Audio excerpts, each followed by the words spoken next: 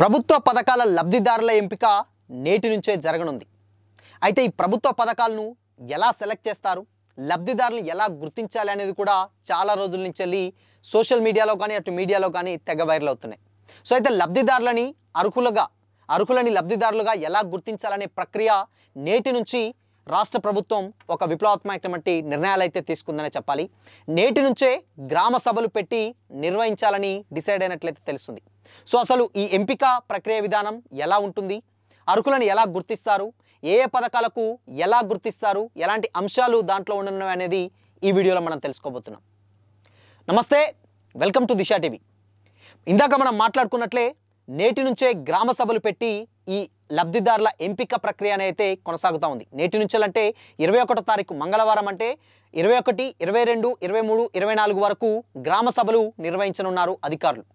అంటే మంగళవారం నుంచి అంటే ఈరోజు 21 నుంచి 24వ తేదీ వరకు కూడా ఈ లబ్ధిదారుల ఎంపిక ఎలా ఉంటుందని గ్రామ సభలు పెట్టి ఈ అర్హుల ఎంపికని డిసైడ్ చేయనున్నారు. అయితే అనర్హులు ఎవరు అంటే వాళ్ళని తేల్చి చెప్తారు. అంటే ఇప్పుడు బేసిక్గా ఉన్నటువంటి గ్రామ సభలు పెడితే అక్కడనే తేల్చి చెప్తారు. అనర్హులు ఉంటే వాళ్ళే తేల్చి చెప్తారు. గ్రామ సభల్లో పెట్టినటువంటి అందరూ ప్రతి ఒక్కరు పాల్గొంటారు కాబట్టి ఫర్ ఎగ్జాంపుల్ ఈ వ్యక్తికి ఇందిరమ్మ ఇల్లు పథకాన్ని అర్హుడా కాదా, లేదు కాదు ఈయనకు ఆల్రెడీ ఒక ఇల్లుంది, నా గత ప్రభుత్వంలో తీసుకున్నారని అక్కడ ఉన్నటువంటి గ్రామ ప్రజలు చెప్తారు. కాబట్టి ఇది చాలా ఈజీ అయ్యే ప్రాసెస్ ఉంటుంది ఈ గ్రామ సభలు పెట్టడం ద్వారా.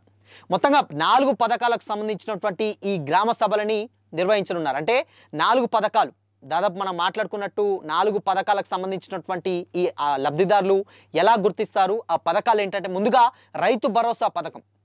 అందరికీ తెలిసిందంటే రైతు భరోసా కింద ఎకరానికి 6,000 చొప్పున పండించేటువంటి పంటలకి ఎవరికి ఇవ్వాలి అనే దాని మీద రైతు భరోసా పథకం మీద నిర్వహించనున్నారు. అదేవిధంగా ఇందిరమ్మ ఇల్లు మనకు తెలుసు, గతంలో ఎవరైనా తీసుకున్నారా లేకపోతే వాళ్ళు ఏంటి అర్హులా కాదా అని కూడా ఇందిరమ్మ ఇళ్ళ మీద, అదేవిధంగా కొత్త రేషన్ కార్డుల పంపిణీ మీద కూడా ఈ గ్రామ సభను అయితే నిర్వహించడం అయితే జరుగుతుంది. అండ్ అదేవిధంగా ఇంకొక పథకం వచ్చేసి ఇందిరమ్మ ఆత్మీయ భరోసా పథకాల లబ్ధిదారులను గుర్తించడానికి ఈ 21 అంటే మంగళవారం నుండి శుక్రవారం వరకు కూడా ఈ గ్రామ సభలు అయితే నిర్వహించడం అయితే జరుగుతుంది. మొత్తంగా 4 పథకాలకు సంబంధించినటువంటి ఈ పథకాలని అర్హులు ఎవరు అనర్హులు ఎవరో తేల్చి చెప్పనున్నారు అధికారులు, అక్కడ ఉన్నటువంటి గ్రామ ప్రజలు ఆ గ్రామ సభలో పాల్గొని.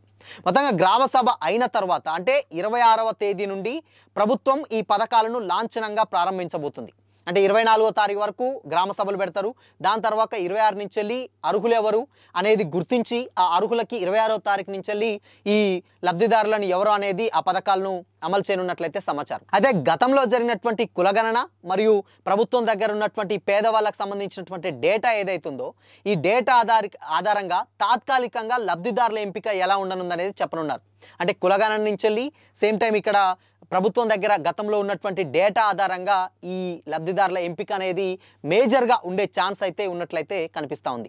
అయితే ఈ గ్రామ సభలు ఎవరి సమక్షంలో నిర్వహిస్తారు, ఎవరెవరు ఉంటారని కూడా చర్చ నడుస్తుంది. గ్రామ సభల్లో దాదాపు పంచాయతీ కార్యదర్శులు ఉంటారు, పంచాయతీలో ఉన్నటువంటి కార్యదర్శులు సమక్షంలో, అదేవిధంగా వివిధ శాఖల అధికారులు ఎవరైతే ఉంటారో వాళ్ళకి సంబంధించినటువంటి ఇప్పుడు మండలంలో ఎంపీడీఓ సహకారంతో ఈ శాఖల అధికారులు ఎవరైతే ఉంటారో వాళ్ళ సమక్షంలో ఈ గ్రామ సభలు నిర్వహిస్తారు. మేజర్గా పంచాయతీ కార్యదర్శి, గ్రామంలో ఉన్నటువంటి పంచాయతీ కార్యదర్శి, అటు ఎంపీడీఓ, అదేవిధంగా సంబంధిత శాఖల అధికారులు ఎవరైతే ఉన్నారో వాళ్ళకు సంబంధించినటువంటి వాళ్ళ మధ్యలో ఈ గ్రామ సభలు నిర్వహించడం అయితే జరుగుతుంది. అయితే గ్రామ సభల్లో నిర్వహించినప్పుడు అభ్యంతరాలు ఏంటి, అభ్యర్థనలు ఏంటి, వీటిని ఆధారంగా చేసుకొని లబ్ధిదారుల ఎంపిక కూడా డిసైడ్ అవుతుంది. ఫర్ ఎగ్జాంపుల్ అభ్యర్థనలు, ఇప్పుడు ఒక వ్యక్తికి ఇందిరమ్మ ఇల్లు అర్హుడు కాదు బట్ ఆయన కాదని చెప్పేసి అక్కడ చెప్తారు. అదేవిధంగా రైతు భరోసాకి, అదేవిధంగా ఆత్మీయ భరోసాకి ఈ ఒక వ్యక్తి అర్హుడు కాదు చెప్తారు.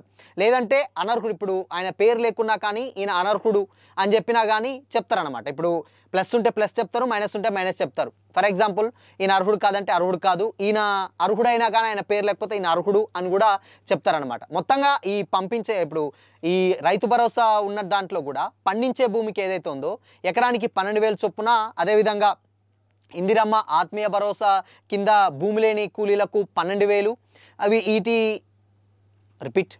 భూమి లేని కూలీలకు 12,000 రూపాయలు పోయిన సంవత్సరం ఇస్తారనమాట. అయితే ఈ 12,000 ఎలా ఇస్తారు, ఇప్పుడు భూమి లేని కూలీలకు 12,000 ఇస్తారు కదా, సో దానికి కండిషన్స్ ఏంటి అంటే 20 రోజులు ఉపాధి హామీ పనులు చేసిన వారికి మాత్రమే ఈ పథకం వర్తిస్తుంది.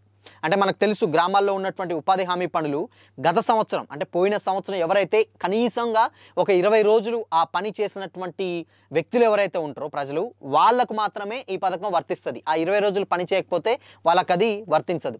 అదేవిధంగా కొత్తగా ఇప్పుడు రేషన్ కార్డులు ఉన్నాయి, కొత్తగా చేర్చుకోవాల్సిన ఒక ఫామ్ ఉంటుంది. ఇప్పుడు రేషన్ కార్డులో ఉన్నాయి, గతంలో రేషన్ కార్డు ఉంది మనకు, ఆ రేషన్ కార్డు ఉంటే దాంట్లో ఆల్రెడీ ఇప్పుడు నేనున్నా ఫర్ ఎగ్జాంపుల్ నాకు రేషన్ కార్డు ఉంది, బట్ పుట్టినటువంటి పిల్లలకు కొత్తగా చేర్చాలంటే ఏంటి, లేదంటే కొత్తగా అప్లై చేసుకోవాల్సిన పేర్లు ఏంటి అని కూడా 2 విధాలుగా ఈ ఫామ్ అయితే ఉన్నట్లయితే తెలుస్తుంది. కొత్తగా చేసుకోవాల్సిన వాళ్ళు ఒక ఫామ్ నింపాల్సి వస్తుంది, అదేవిధంగా యాడ్ చేయాల్సి వచ్చిన వాళ్ళు ఇంకొక ఫార్మేట్ని అయితే నింపాల్సి వస్తుంది. మొత్తంగా ఇప్పుడు ఒక రేషన్ కార్డు ఉంది, దాంట్లో ఆల్రెడీ 2 భార్యాభర్త ఉన్నారు, దాంట్లో వాళ్ళ పుట్టిన పిల్లలు వంటి పిల్లల్ని చేర్చాలి, వాళ్ళు ఒక ఫామ్ని అయితే నింపాల్సి వస్తుంది. అదేవిధంగా అసలు రేషన్ కార్డు లేదు, కొత్తగా పెళ్ళైన వ్యక్తులు ఉంటారు, వాళ్ళకు సపరేట్గా రేషన్ కార్డు కావాలనుకుంటే వాళ్ళకు సంబంధించిన ఒక పేర్లు అంటే వాళ్ళ ఆధార్ నెంబర్ ఏంటి, వ్యక్తుల పేర్లు ఏంటి అని వాళ్ళ ఫుల్ డీటెయిల్స్ మెన్షన్ చేస్తే, దాని తర్వాత చేర్చుకోవాల్సిన డీటెయిల్స్ కూడా మెన్షన్ చేస్తే వారికి వచ్చే ఛాన్స్ అయితే కనిపిస్తూ ఉంది.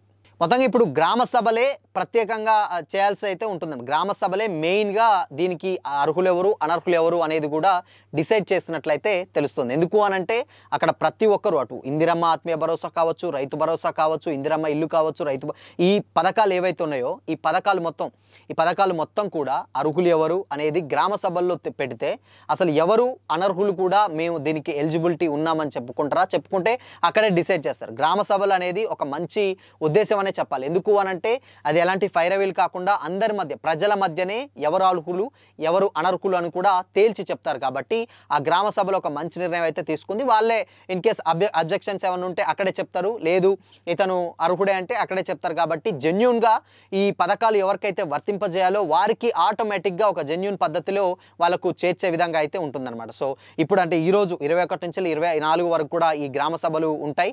కొత్తగా రేషన్ కార్డు అప్లై చేసుకోవాల్సిన వాళ్ళు కూడా చేసుకోవచ్చు. ప్రీవియస్గా ప్రజాపాలనలో భాగంగా కొంతమంది అప్లై చేసుకున్నారు, దాంట్లో కొంతమందికి వచ్చింది, కొంతమందికి రాలేదు. సో ఆ రాని వాళ్ళు కూడా ఈ గ్రామ సభల్లో అభ్యర్థించుకోవచ్చు. ఆ ఫామ్స్ తీసుకువెళ్ళి మాకు కొత్త రేషన్ కార్డు కావాలి, లేదంటే మా పిల్లలకు యాడ్ చేయవలసినటువంటి పేర్లు ఉన్నాయి అవి కూడా యాడ్ చేస్తుంది. ఇది ఒక నిరంతర ప్రక్రియ. అర్హులైన ప్రతి ఒక్కరికి కూడా ఈ గ్రామ సభల్లో మీరు మీ అభ్యర్థులను అబ్జెక్షించవచ్చు. దాని ద్వారా ప్రతి ఒక్కరికి అర్హులైనటువంటి రేషన్ కార్డులు ఎవరికైతే ఏ పథకాలు అర్హులో వారికి 100% జెన్యూన్గానే గ్రామ సభల్లోనే తేల్చి చెప్తామని కూడా అధికారులు అటు ప్రభుత్వం ఒక మంచి నిర్ణయం అయితే తీసుకుందని చెప్పాలి. మొత్తంగా ఈ 4 రోజుల్లో ఎవరైతే ఉన్నారో మీకు సంబంధించినటువంటి డౌట్స్ ఏమైనా ఉన్నా కానీ ఏదైనా కానీ ఆ గ్రామ సభల్లో వెళ్ళి అక్కడ సంబంధిత అధికారులను లేకపోతే అక్కడ ఉన్నటువంటి శాఖ కార్యదర్శులు ఎవరైతే ఉంటారో పంచాయతీ కార్యదర్శులు వాళ్ళకి సంబంధించినటువంటి డీటెయిల్స్ వాళ్ళని చెప్తే వాళ్ళు ఏమేం కావాలి ఫామ్స్ ఏమేమి నింపాలి అని కూడా చాలా క్లియర్గా చెప్తారు. అండ్ రీసెంట్గా రేషన్ కార్డుకు సంబంధించినటువంటి ఒక ఫామ్ కూడా సోషల్ మీడియాలో ఫేక్, అది వైరల్గా మారింది. అంటే మీ సేవలో అప్లై చేసుకోవాలి అని కూడా అది ఒక 6-7 ఇయర్స్ బ్యాక్న ఒక ఫామ్ వచ్చింది. అది కాదు. మీకు ఏ రేషన్ కార్డు కావాలన్నా ఎలాంటి పథకం మీకు కావాలన్నా గ్రామ సభ దగ్గరికే వెళ్ళాలి. గ్రామ సభలో ఉన్నటువంటి అధికారుల దగ్గర సంప్రదిస్తే వాళ్ళు సరైన ఇన్ఫర్మేషన్ మీకు ఇస్తారు. దయచేసి ఎలాంటి ఆన్లైన్ కానీ లేకపోతే సంబంధిత మధ్యవర్తులను ఎవరిని నమ్మకండి. గ్రామ సభలో పెడితే ఉన్నటువంటి అధికారులే మీ ప్రాబ్లం ఏంటి, మీకు ఏ పథకం కావాలి, మీకు రేషన్ కార్డులా ఆత్మీయ భరోసా రైతు భరోసా అని చెప్పి వాళ్ళే జెన్యూన్గా సేకరించి అక్కడే మీకు ఉన్నటువంటి పథకాలను ఎలా వర్తింపజేస్తాయో అలా జెన్యూన్గా మీకు ఇచ్చే ప్రయత్నాలు అయితే సాగుతున్నాయి ప్రజెంట్ అయితే.